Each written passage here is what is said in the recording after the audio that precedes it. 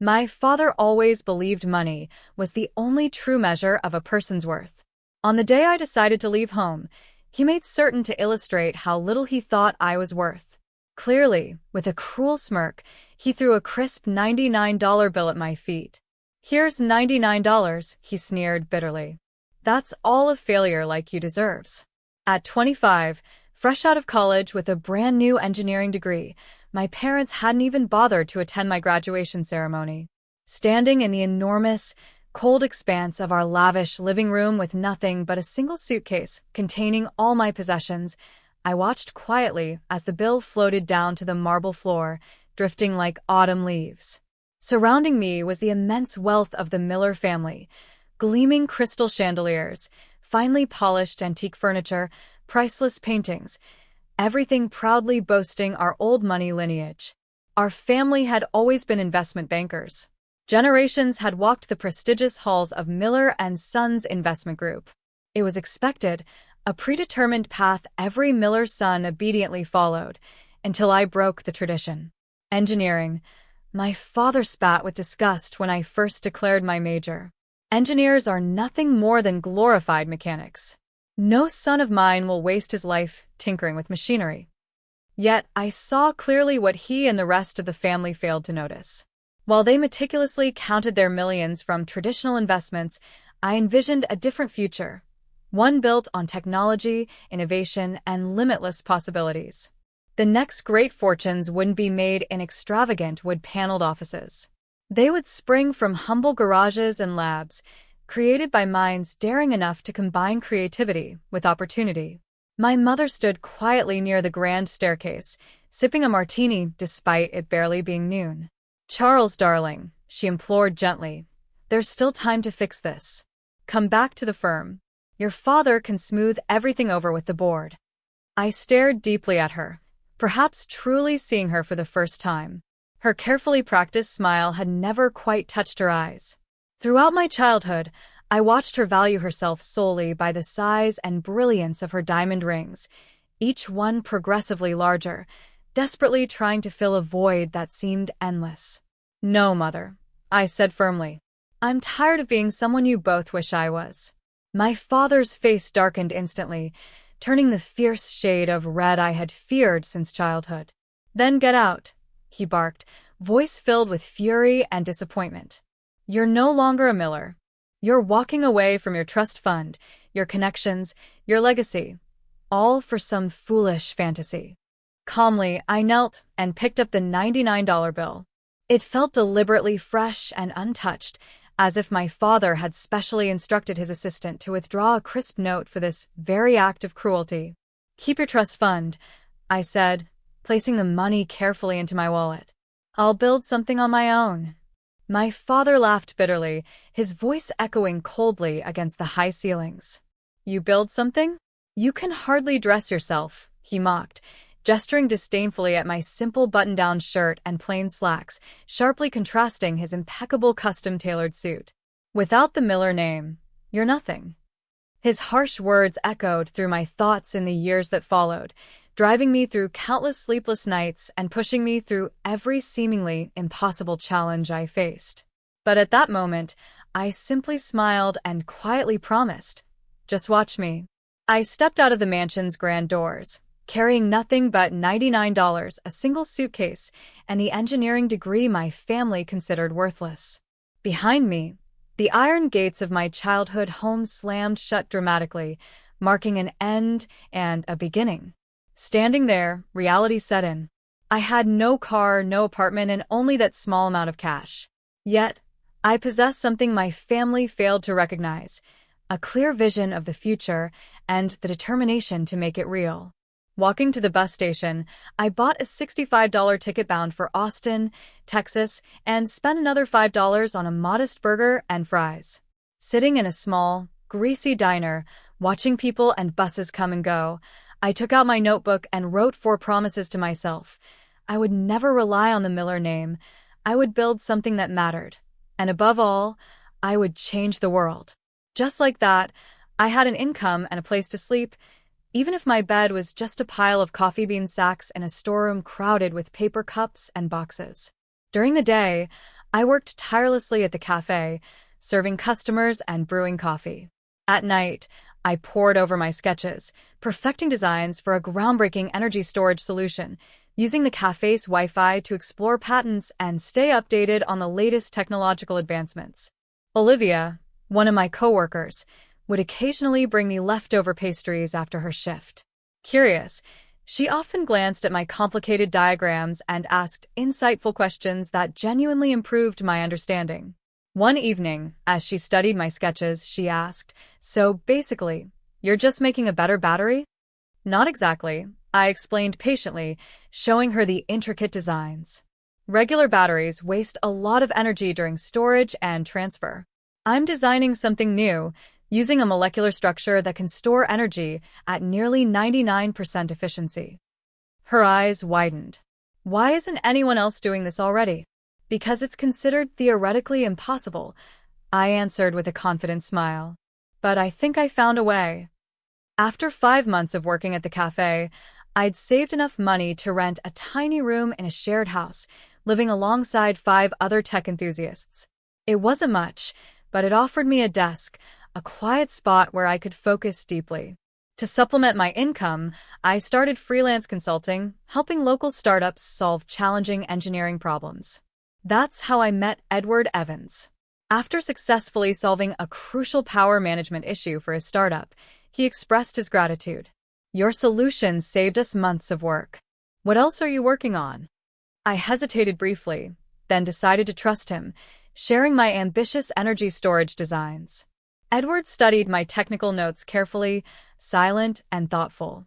Finally, he spoke. "This could genuinely change everything, but you'll need serious funding to build a working prototype." "I know," I replied quietly, keeping my family's wealth and the abandoned trust fund to myself. "I'm working on it." Edward became more than a client. He connected me with Dr. Andrea Bell, a renowned molecular engineer at Oxford. She spent 7 intense hours challenging my ideas, meticulously seeking flaws. Eventually, she nodded slowly and said, "It's ambitious, possibly impossible, but if it works." She paused thoughtfully. "I know some people at MIT Lincoln Laboratories Energy Research Center. Would you like to use their facilities? Would I be interested in using one of the world's premier research labs?" Remaining calm, I simply replied, "Yes, I'd appreciate that very much." For the next year, my schedule was relentless. Mornings dedicated to cafe maintenance, afternoons to freelance consulting, evenings to intensive research at MIT Lincoln Laboratory, and late nights to refining my designs. I lived on determination, caffeine, and endless hope. The breakthrough came unexpectedly one night around 4 a.m. in the MIT Lincoln Laboratory lab. I had spent weeks meticulously testing different molecular configurations. When the test results came back, I triple-checked them, stunned by the reality of what I was seeing.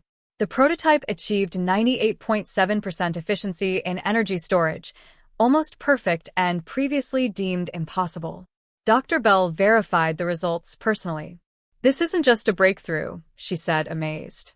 "It's revolutionary." Within days, I was meeting with venture capital firms.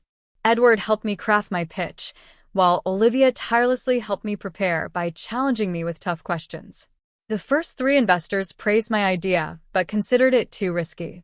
The third, however, was different. Douglas, the lead partner at Vertex Frontier Ventures, leaned forward and said, "Your technology could revolutionize renewable energy storage, but why should we trust a 24-year-old unknown?" Meeting his eyes confidently, I began my reply. "Because I've spent the past year proving that impossible things can become possible. Give me a chance, and I'll prove it once more." Impressed by my determination, Vertex Frontier Ventures invested $12 million for a 23% stake in my company, which I named Ether Grid Technologies, a personal nod to the idea of a new star emerging from nothing. With this funding, I established our research facility, assembling a small yet talented team of engineers. Together, we faced numerous technical hurdles, frequent setbacks, and moments when it felt like our dreams might collapse entirely. Yet, after 3 intense years, our hard work paid off. Our first commercial-scale energy storage system was finally ready for testing. When the results arrived, they surpassed even our wildest expectations. The system stored and delivered energy at an incredible 98.9% efficiency, 5 times better than the best existing technology. The breakthrough created waves in the energy industry, making renewable sources like solar and wind not just practical, but economically superior to fossil fuels. Suddenly, every major energy company wanted access to our technology. Ether Grid Technologies went public just 2 years after the initial investment from Vertex Frontier Ventures, and the stock price doubled within the first day. By week's end, my share of the company was valued at over $250 million. For the first time since leaving home, I bought a suit, not from the exclusive tailor my father preferred, but from a boutique catering to tech leaders. Olivia, now our head of operations, accompanied me. Planning to impress someone special? She teased gently. No, I replied, adjusting my new suit carefully. But I think it's finally time for a visit home. I hadn't spoken to my family in 6 years. But through news reports and social media, I knew the once mighty Miller and Sons investment group was struggling. Traditional investment banking was fading, disrupted by financial technology and evolving markets, exactly as I had predicted years earlier. Now facing a hostile takeover by a tech-driven investment firm called Digital Horizon Capital, they were confronting their greatest crisis yet. What my family didn't know was that Digital Horizon Capital was a subsidiary of Ether Grid Technologies, my company. I booked a flight home, reflecting on the incredible journey from having just $99 to my name to being worth hundreds of millions. Yet, this wasn't about reconciliation or boasting about my success. I was going home to purchase the very company that had deemed me worthless. Before leaving, Olivia saw me thoughtfully examining an old family photograph. "Are you sure you want to do this?" she asked softly. I slipped the photo into my pocket and replied firmly, "They taught me that money is the only measure of worth. It's time to show them exactly what I'm worth." Little did I know how deeply my return would shake the Miller family, how bittersweet and complicated my revenge would become, or how profoundly the lesson they had taught me would ultimately cost them everything. The headquarters of Miller and Sons Investment Group remained unchanged, still imposing with its limestone facade, polished gold letters, and air of deep-seated arrogance. This time, however, I entered confidently through the front doors, not as the disappointing son, but as the CEO of the company seeking to buy them out.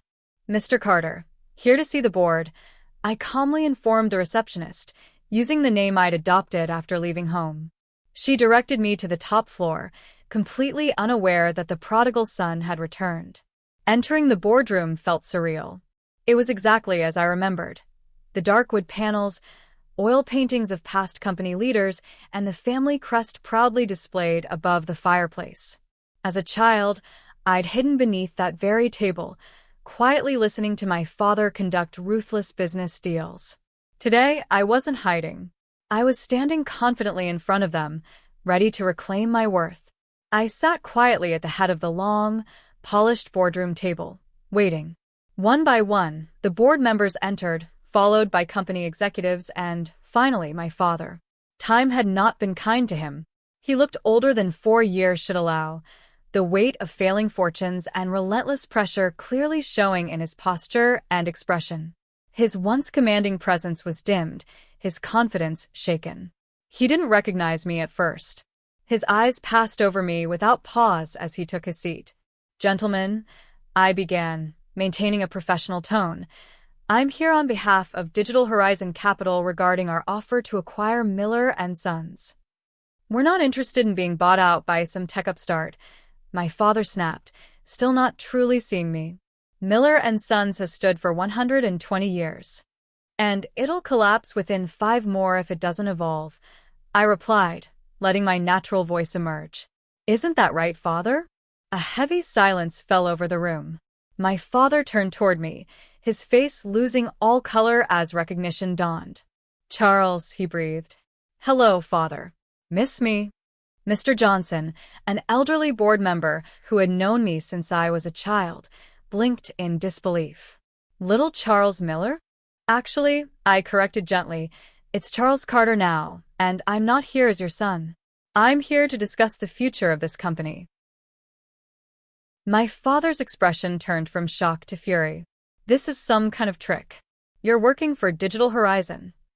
I smiled, calm and composed. No, father. I own Digital Horizon. It's a subsidiary of Ether Grid Technologies. The room collectively gasped as realizations swept through them. Yes, I confirmed, Ether Grid Technologies, the company leading the global revolution in energy storage. Impossible, my father whispered. You left with nothing. No, I said softly. I left with $99. That was your final lesson about the value of money. Would you like to know what that lesson bought? I nodded toward my assistant, who began distributing neatly prepared folders to each board member. Ether Grid Technologies is currently valued at $8 billion. Digital Horizon, which you somehow failed to properly investigate, is our investment arm. Over the past year, we've quietly acquired Miller & Sons stock through multiple channels.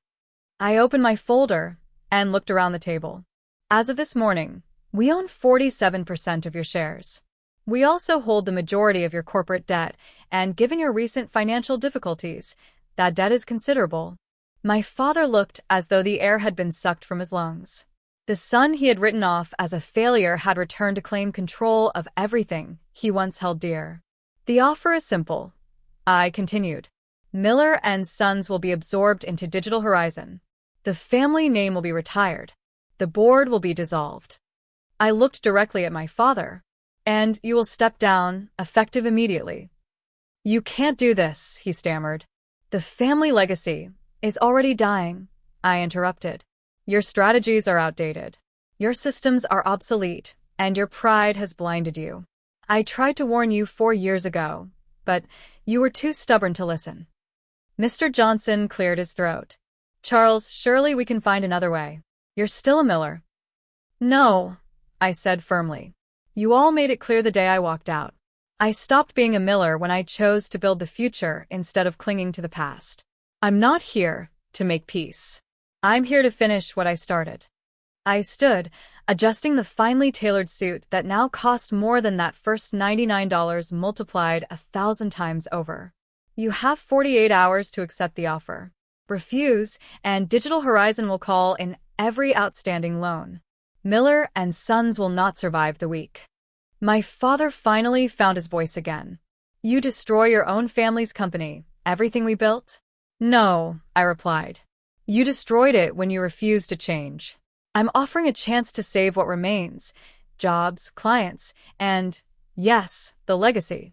But whether that legacy still carries the Miller name, that's no longer your decision.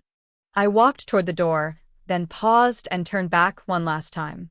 Oh, and father, remember that $99 you threw at my feet? Turns out it was the best investment you ever meant to make.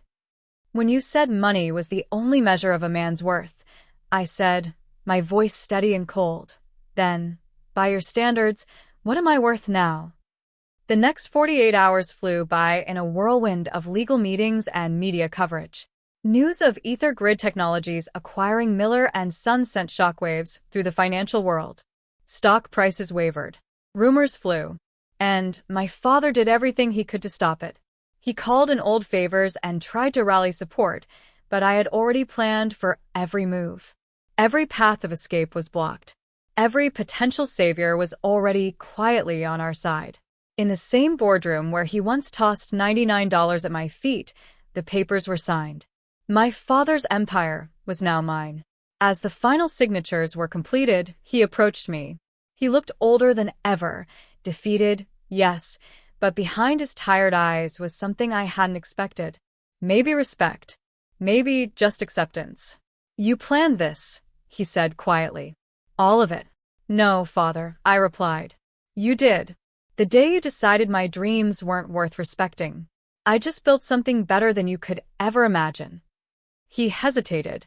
And now, will you tear it all down out of revenge? I looked at him for a long moment. No. I'm going to rebuild it into something that matters. Miller & Sons will become part of a company working to solve the global energy crisis, not just shuffling money between accounts. that it's no longer yours, well, that's just poetic justice. As I turned to leave, he called after me.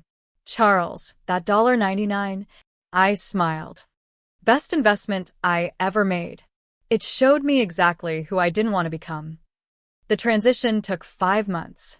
I overhauled everything, modernizing systems, shifting focus to clean energy, and keeping most of the employees.